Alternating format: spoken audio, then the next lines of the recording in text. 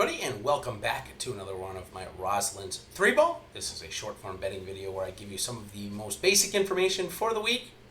And, of course, I give you some golf bets for the week and for just round one because, listen, hey, golf bets are just the best. Or golf sweats, or bets, both, are just the best, so why not start the fun right away? So let's go ahead and jump right in here to my little PowerPoint slide. This is the Sanderson Farms Championship here. We are playing it at the Country Club of Jackson, a par 72, 7,500 yards, listen to me. Parkland course with harder to hit fairways, but also shorter rough. So we're going to see about 50% of the fairways hit.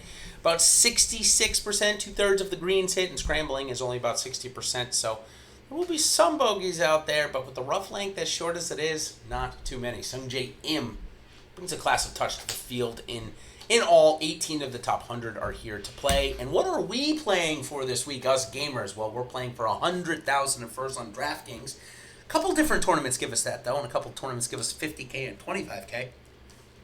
Seem to spread out their prize pools a bit differently than what they've been doing, and at least what they did last week.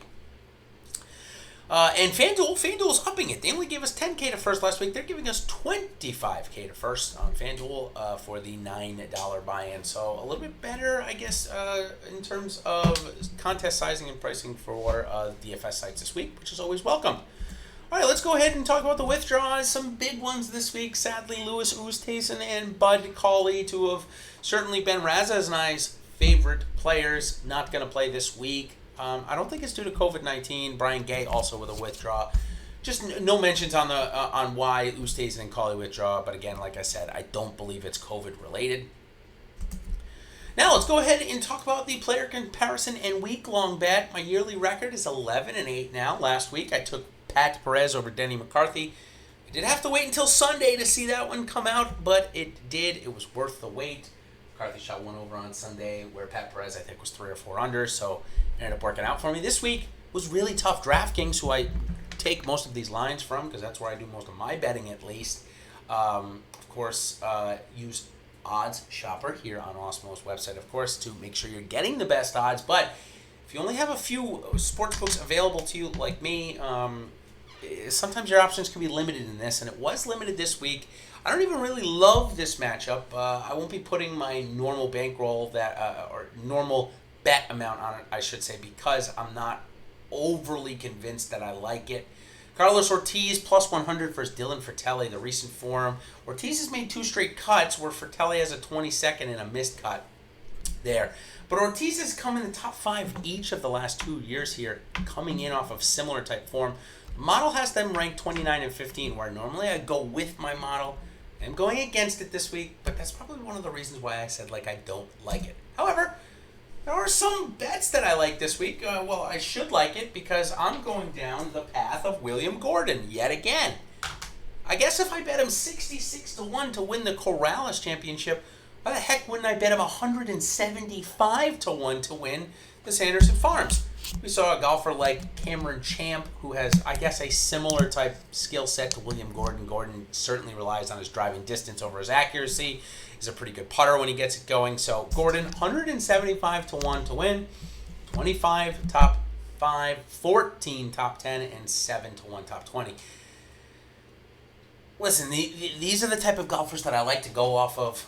That way you really only need to get one of the bets right. So last week, for example, I had Justin Suh top 20. He ended up cashing that at plus 750-1.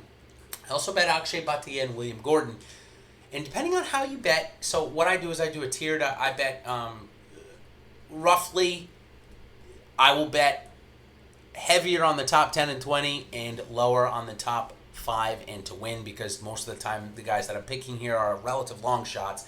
So that's just how I come out. So I believe the way I bet the 3 golfers last week, which was Akshay Bhatia, William Gordon, and Justin Suh, I ended up sneaking out with a little bit of profit there on the Justin Suh's top 20, which he paid 7.5-1 there. But certainly another birdie, which would have got him into the top 10, would have been a really nice payout instead of just breaking even on that bet. So in all, I've done 21 plays, so about 7 weeks of this type of format.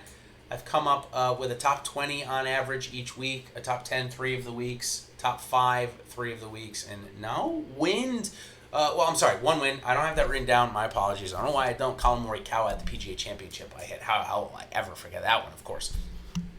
Okay, let's move on to my round 1 bets and Showdown Focus. Because listen, like I said at the top, golf bets are just the best. So why not start the fun right away? So this week, Henrik Stenson's going up against Sergio Garcia. So we saw Stenson last week play, and we actually heard him talk about how he's really focusing on this fall circuit, maybe looking to take more time off towards the back half of next year and wants to get in all these FedEx Cup points. And with it being a quote-unquote super season, certainly the number of FedEx Cup points to reach the playoffs is going to be much tougher this year than in years past, or at least certainly last year.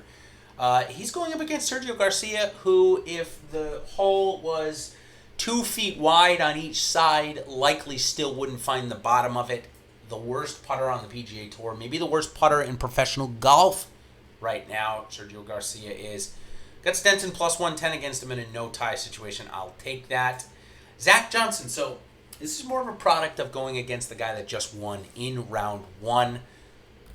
Again, Hudson Swafford, a good player, but was pretty much non-existent for the last 2 years. It was one of his last major medical starts, but he'll be on the PGA Tour now for a guaranteed 2 more years, and a pretty career-altering win there for Hudson Swafford. So I've got him regressing a little bit, at least in round 1. Zach Johnson, minus 120 against him. Parlay both of those guys for a plus 286 payout for round 1. Okay, on to the 3-ball. I'll mention 3-ball before I go on to my round 1 Showdown Focus before we get on out of here. The 3-ball matchups were so bad this week. Again, as you can see my daily record at 6-13-5. Listen, I enjoy doing content. If you guys follow me and read my content or listen to my content, you know that I certainly have fun doing it. But it's also, the reason why I do it is to help people make money. I mean, if I wasn't good at that, I certainly wouldn't be sitting in the position that I'm in. So, with that being said, I'm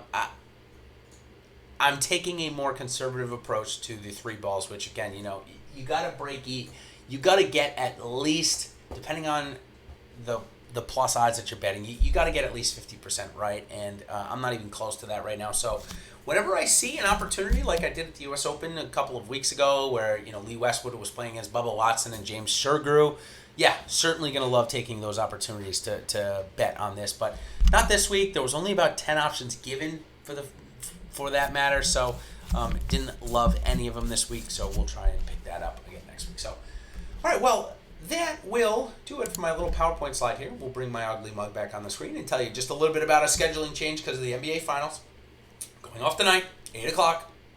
There's a live before lock show leading up to the 9 o'clock block with a Millionaire Maker. So it's not like, hey, it's another NBA game. No. This is the first game of the finals, and it's $1 million on the line at first.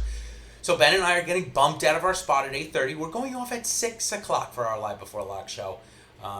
We just felt like by the time NBA is done and wrapped up, most of the people probably just want to watch the NBA. So we decided we'll go on at 6 o'clock tonight, Eastern Standard Time. But for those of you that miss it, don't worry. It'll be available on playback right after we're done. And of course, if you miss me or Ben and want to talk to us, Ben's going to be on the office hours at 8 o'clock, and then when the NBA starts at 9 o'clock, I'm going to jump in the office hours for about an hour, answer all of your questions, your lineup questions, and the like, so that, of course, is a premium feature as part of Awesemo Plus.